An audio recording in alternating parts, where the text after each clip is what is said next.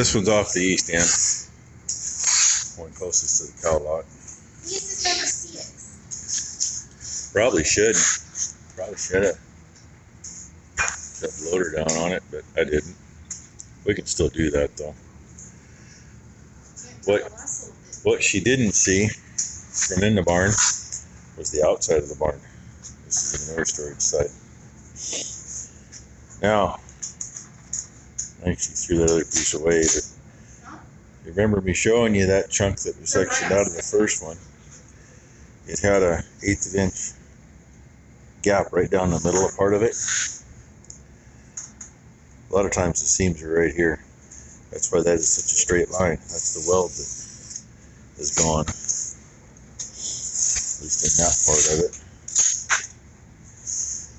That's from her scraping, but that's what a weld would look like if it was still there.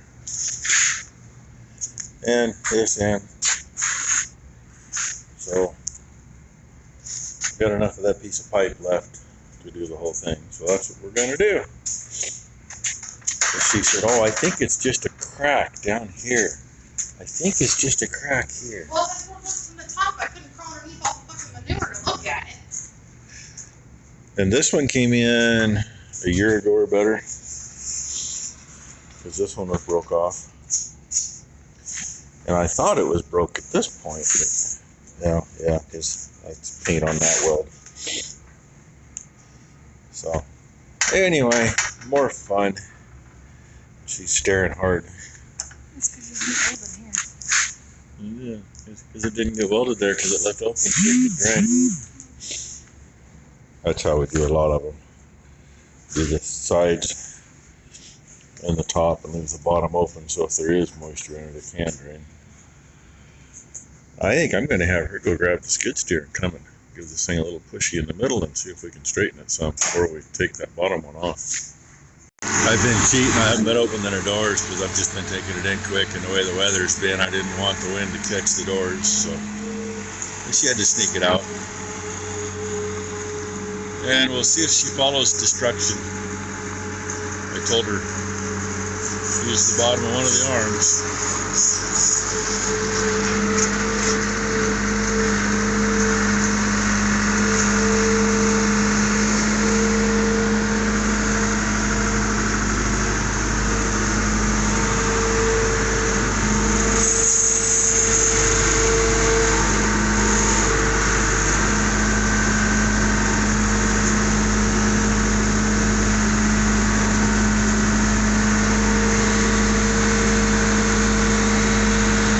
See what happens.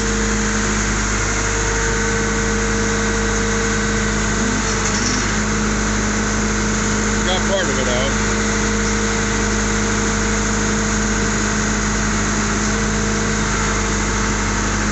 A little more. You always got to go beyond, but you got to be careful how far beyond you go.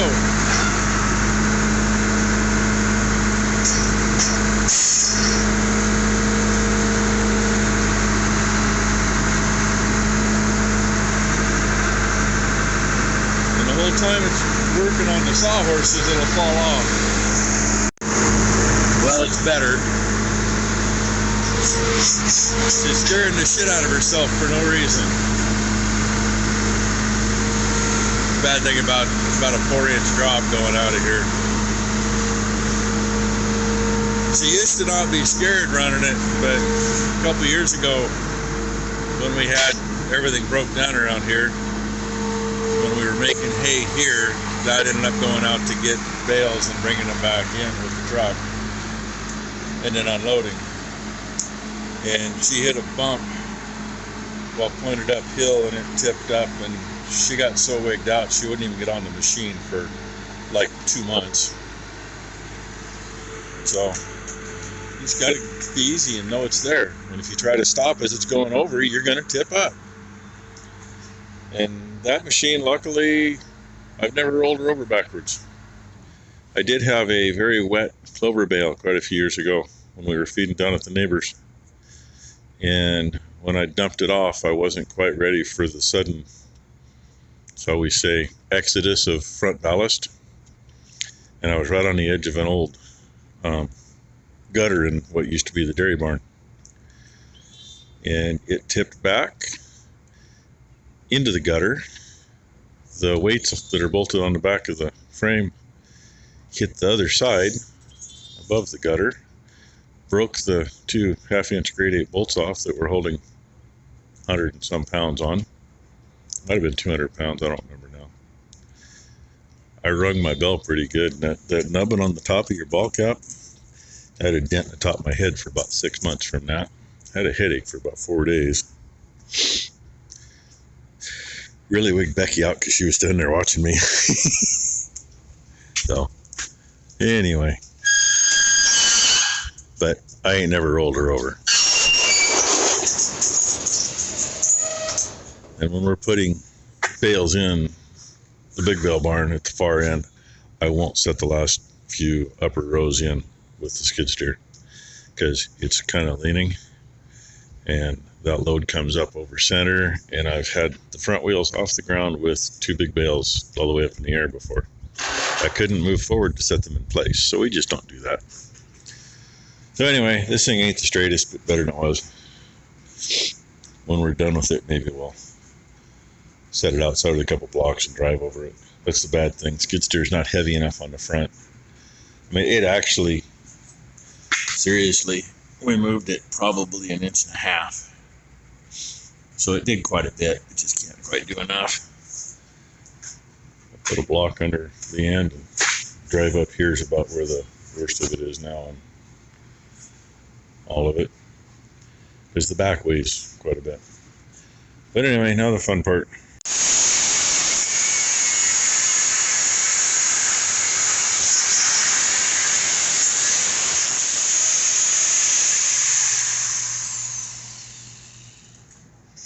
Now we'll see if she actually got through it or not. That was not straight at all. In case you're wondering. I don't care if that's straight. It'll get cleaned up, but she I didn't. missed this little edge. Yeah, you haven't got through it yet.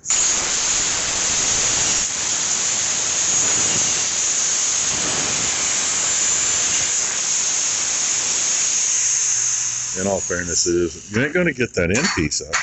There you go. Oh, you did. The weld on the bottom was pretty well gone then, huh? So, there's one done. Now she gotta get that one done.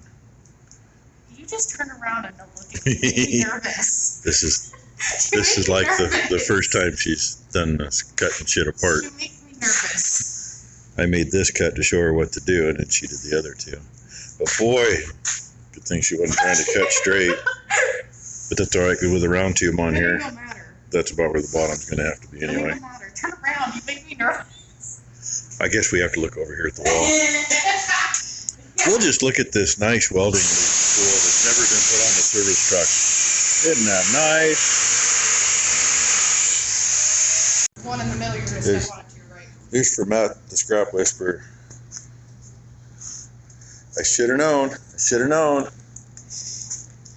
Cut on this side, she hadn't got low enough, and the last time she tried it, I noticed that there was a chip. Because when she cut before, it pinched. So I finished it. And no, it didn't go through my glove, but it sure split my hand. It gave me a good bruise, and it happens. Somebody's going to say, you didn't have a guard on it. Yeah, it wouldn't matter. It would have still got my hand, because where the guard would have had to have been.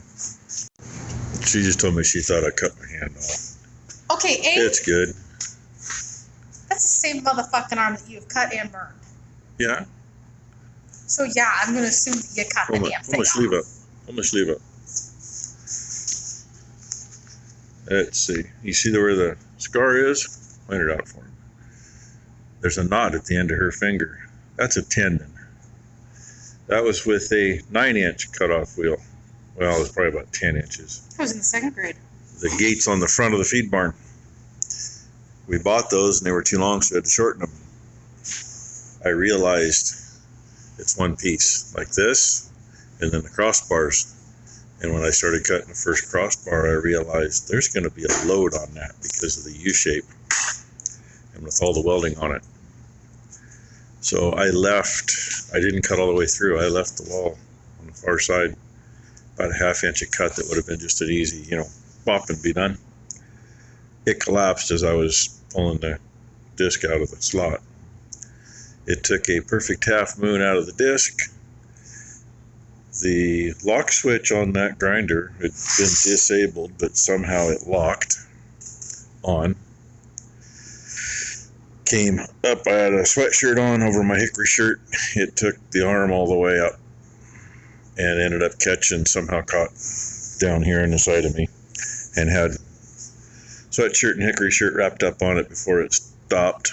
Then it was humming because the switch was locked on, which shouldn't have been able to. And I had to get back over there to unplug it from the bench because I could not reach down to unplug it. That was a fun one.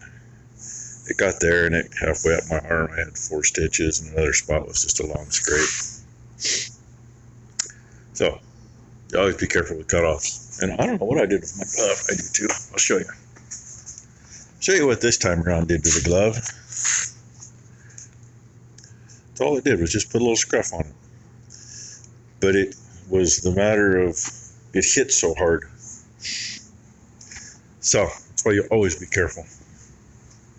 And yes, I was being careful. I should have said screw it and changed it out.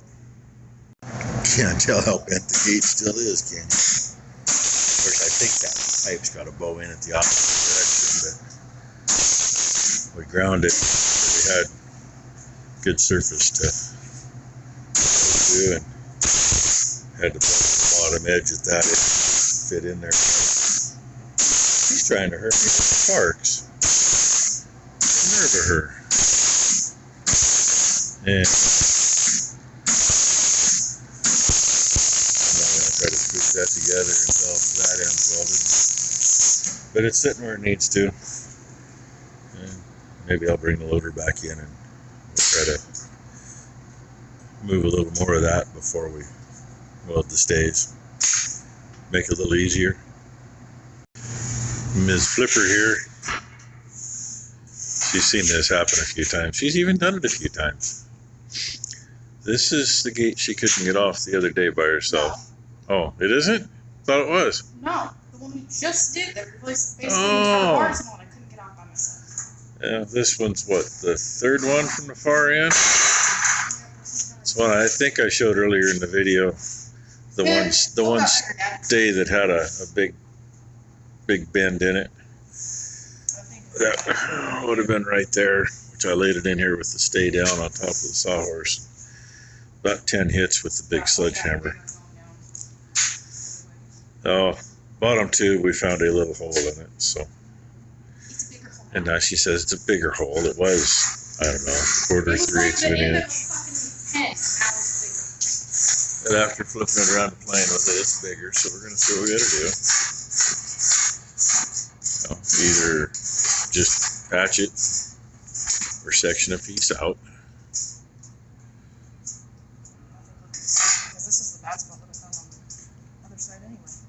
Oh, We're gonna be like. That's fine. We got a piece about 7.5 inches long over there that'll fit right in.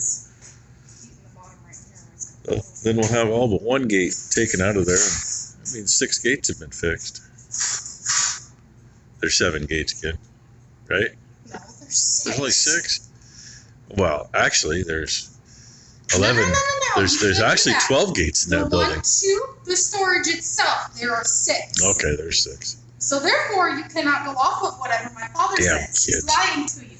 Damn kids. If we ever finished that building, there'd be 8, so it wouldn't matter. But we just happen to have this piece right here, if it's long enough. We'll find out.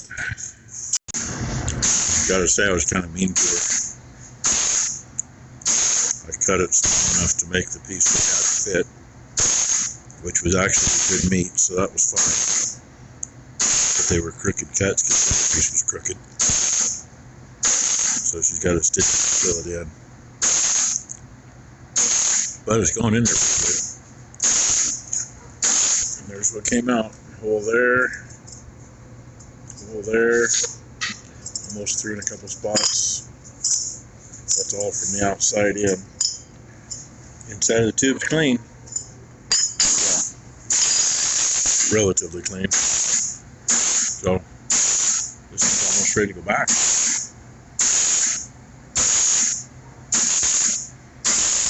told you I wasn't very nice to her, but the other side was just about a perfect fit. Just this side wasn't. And it's about as straight as it's gonna be. And yeah, there's a couple of thin spots, but it'll be a while before they go through.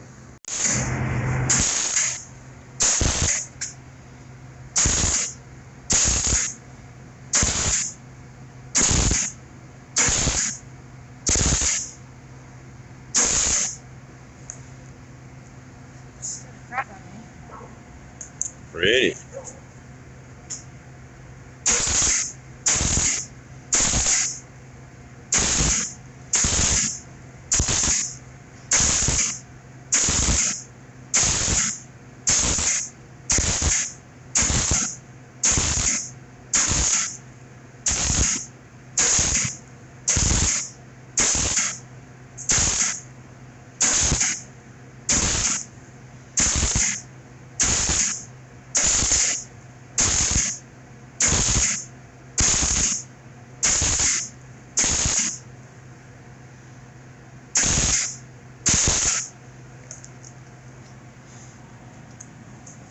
The dimes are a little crooked, but they're there.